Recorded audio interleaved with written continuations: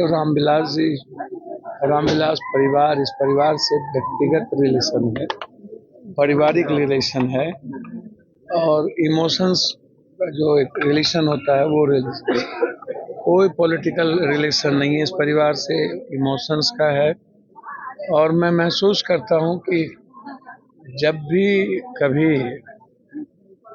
राजनीतिक और व्यक्तिगत जीवन में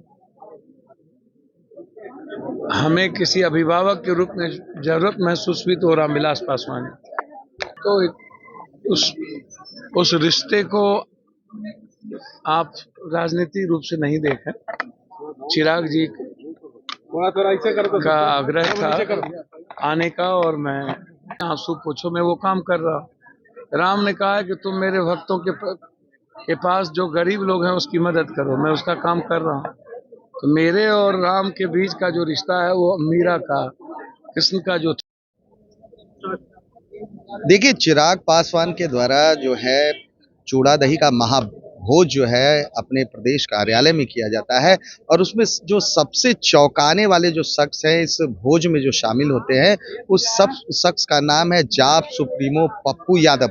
जब उनसे पत्रकारों ने सवाल पूछा कि आप यहाँ पर आए हुए हैं तो उन्होंने साफ तौर पर कहा कि स्वर्गीय रामविलास पासवान जो है मेरे राजनीतिक गुरु रहे हैं। जब भी मुझे कोई सलाह लेनी होती थी तो मैं उनसे लेता था और छोटे भाई चिराग के आमंत्रण पर वो यहाँ पर चूड़ा दही भोज में शामिल हुए हैं। साथ ही साथ उन्होंने जिस तरह से सीमांचल को लेकर जो लगातार मांग उनकी रही है कि लगातार वो कहते आए हैं कि सीमांचल को जो है विशेष पैकेज मिलना चाहिए, अभी तक मिला नहीं है। उन्होंने हालांकि किसी का नाम नहीं लिया है, उन्होंने साफ तौर पर कहा है कि सीमांचल की लड़ाई के लिए वो लगातार तैयार हैं और साथ ही साथ नीतीश या मोदी इन दोनों में किसके साथ हो जाएंगे, हालांकि उनकी चुप्पी रही। उन्होंने साफ तौर पर कहा कि पप्पू यादव अकेले काफी है। पहले सुनिए कि क्या कर रहे हैं जाप सुप्रीमो पप्पू यादव। सर आए हैं मकर संक्रांति के भोज में चिराग जी और रामविलास परिवार, इस परिवार से व्यक्तिगत रिलेशन है, पारिवारिक रिलेशन है और इमोशंस का जो एक रिलेशन होता है वो रिलेशन, कोई पॉलिटिकल रिलेशन नहीं है। इस परिवार से इमोशंस का है और मैं महसूस करता हूँ कि जब भी कभी राजनीतिक और व्यक्तिगत जीवन में हमें किसी अभिभावक के रूप में जरूरत महसूस हुई तो रामविलास पासवान और वो हमेशा अभिभावक के रूप में मेरे साथ खड़े हैं। आज मैं एक बड़े भाई के रूप में अपने दायित्व और कर्तव्यों का पालन कर रहा हूँ। चिराग जी की माँ का स्नेह, रामविलास जी का स्नेह वो बहुत बड़ा रहा है। तो बहुत पुराने रिश्ते रहे हैं। जब कोरहा में रामविलास जी चुनाव लड़ रहे थे तब के बाद से लेके आज तक तो उस रिश्ते को आप राजनीतिक रूप से नहीं देखें। चिराग जी का आग्रह था आने का और मैं अपने परिवार के बीच आया हूँ और मुझे अच्छा लगा। राम मंदिर जा रहे हैं? राम मेरे भीतर है, मेरे मन में, कन में, जीवन में। मैं राम का हनुमान हूँ। राम ने कहा है कि तुम सबरी का काम करो। राम ने कहा कि तुम मेरे भक्तों के आंसू पोंछो, मैं वो काम कर रहा हूँ। राम ने कहा है कि तुम मेरे भक्तों के पास जो गरीब लोग हैं उसकी मदद करो, मैं उसका काम कर रहा हूँ। तो मेरे और राम के बीच का जो रिश्ता है वो मीरा का, कृष्ण का जो था, हनुमान और राम का जो था, सुदामा और कृष्ण का जो था, एक केवट का जो था वो रिश्ता है। इसीलिए उन्होंने कहा कि आप जहाँ हो, भगवान भक्त के पास जाते हैं, भक्त को भगवान के पास जाने की जरूरत नहीं पड़ती है। पप्पू जी और धर्म की राजनीति में मैं नहीं पढ़ता हूँ। मैंने पहले भी कहा कि मैं भगवान का जो दायित्व है, कर्तव्य है, जो मेरी भूमिका भगवान ने, राम ने तय की है, मैं उसको इस बिहार और देश में हमेशा निभाया हूँ, चाहे वो कोरोना हो, बाढ़ हो, हमेशा निभाया। पप्पू जी कहा जा रहा है कि नीतीश कुमार की आपने नींद खराब कर दी है, अलग राज्य की मांग करके कहीं। देखिए, मैं एक बात बहुत क्लियर हूँ, कोसी सीमांचल मिथिलांचल को हमेशा आप अपेक्षा की दृष्टि से जिसकी भी सरकार बनती है बिना कोसी सीमांचल मिथिलांचल के सहयोग से नहीं बनी है। जिसकी सत्ता बनी है सबसे ज्यादा विधायक उन्हीं के रहे हैं। और आप हम स्पेशल स्टेटस की बात करते हैं, आप हमें देते नहीं हैं।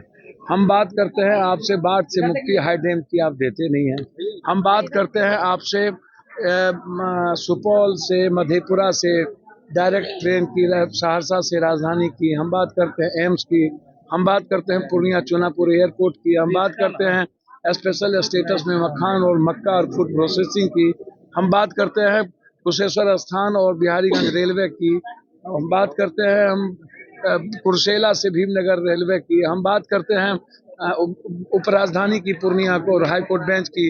तो आप कहीं भी आप उत्तर प्रदेश में 17 आप एयरपोर्ट दे दिए, बिहार में आपने चुनापुर भागलपुर क्यों नहीं? हम आपसे जानना चाहते हैं जयनगर क्यों नहीं? जितनी रेलवे हम ले गए, जितना एनएच, उसके बाद एनएच आपने क्यों नहीं दिया? बिहार को अभी तक 6 लेन आपने क्यों नहीं दिया, क्यों नहीं बनाया? तो इसीलिए यदि आप स्पेशल स्टेटस नहीं देंगे तो हमारी लड़ाई तो आर पार की शुरू हो चुकी है।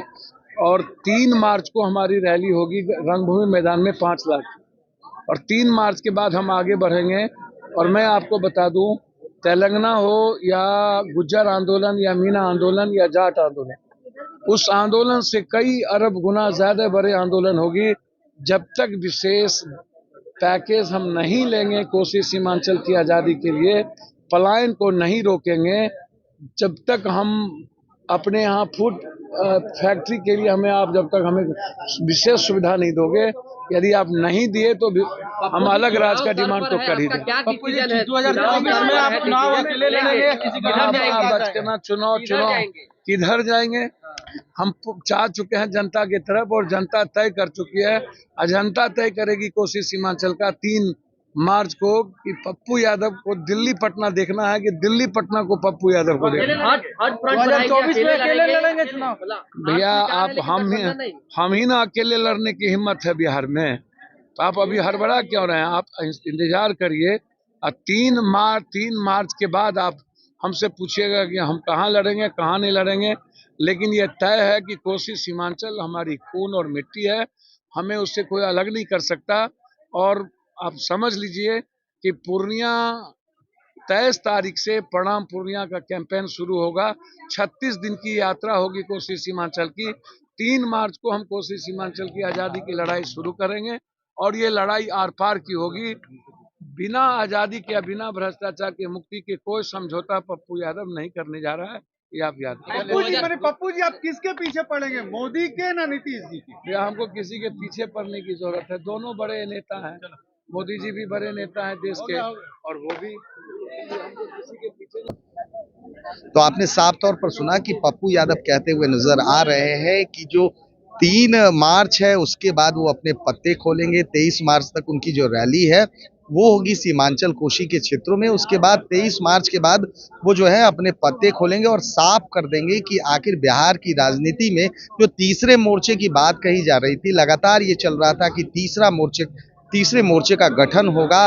इसमें पप्पू यादव जो है लीड रोल में होंगे। हालांकि उन्होंने आज पत्ते नहीं खोले, अवसर था चिराग पासवान द्वारा आयोजित चूड़ा दही भोज का, लेकिन उन्होंने साफ तौर पर कह दिया है कि सीमांचल को विशेष राज्य का पैकेज मिलना चाहिए। साथ ही साथ जो कोसी क्षेत्र है लगातार बाढ़ से पीड़ित रहता है, वहाँ के लोग लगातार बाढ़ से पीड़ित रहते हैं। उन्होंने साफ तौर पर कहा है कि उनके लिए जो लड़ाई लड़ी जाएगी वो पप्पू यादव के द्वारा लड़ी जाएगी। फिलहाल इस खबर में बने रहे और देखते रहे नेशन सिटी लाइव।